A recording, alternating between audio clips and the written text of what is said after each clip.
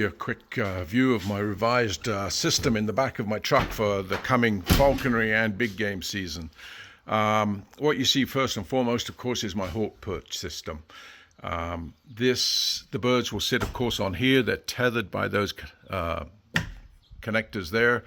There's a protector for the tail on the side when they're resting. This slopes away, so during transit, if the tail flips up, it's not going to get caught. Plastic to allow the mutes to roll down onto what will be diapers in the bottom here.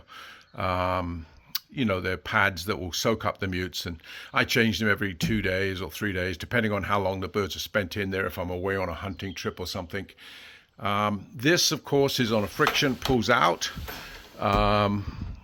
The storage, again, underneath. Always want to put telemetry or something in there if I need it. I don't normally pull that out to access my birds. In all my trucks and canopies in the past, I've had a side window. So that's the storage. The birds are tethered here. They're far enough apart to not reach each other. Bearing in mind this is attached to the swivel, and there's not much space for them to, they can't access each other, basically, is what I'm saying. I am still undecided whether I'm going to put a screen here, like in divided. I don't like it because when I put them in, it's sometimes awkward to put them in and, have them sit and turn around. So the jury's still out as to whether I'm going to put dividers, but that's how it sits.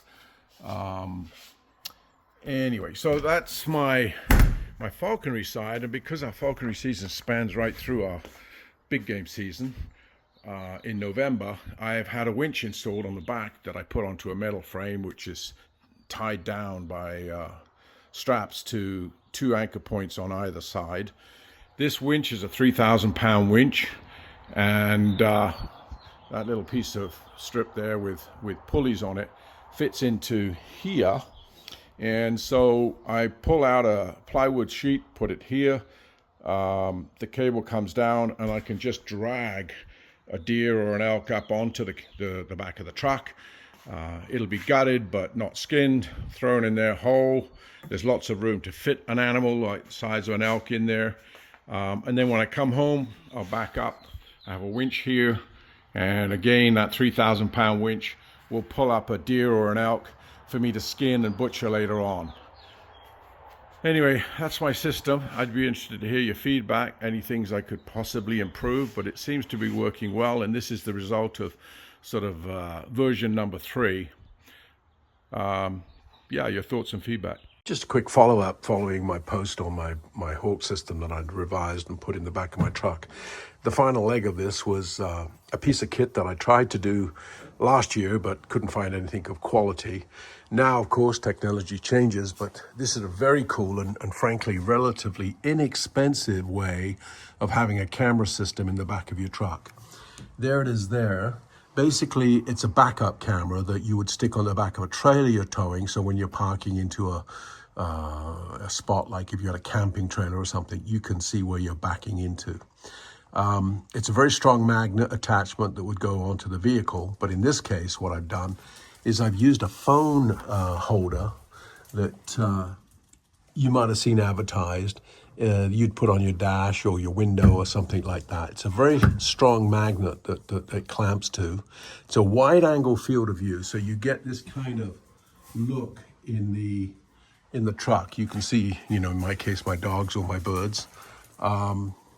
It's Bluetooth, so if you were sitting in your house and you want to just check, or a friend's house you're visiting, you want to check your birds in the back, or you're in a restaurant grabbing a bite to eat on a trip, you can quickly review it. What I want to do is use it for when I'm traveling and I want to have and see how my birds are behaving. Anyone's trying to cast or something like that. As I mentioned, it is Bluetooth. You can charge it through a USB in your truck or at home, or there is a solar panel option, which I would recommend for the $20 difference, where you have constant power source. I would stick it to the top of my canopy.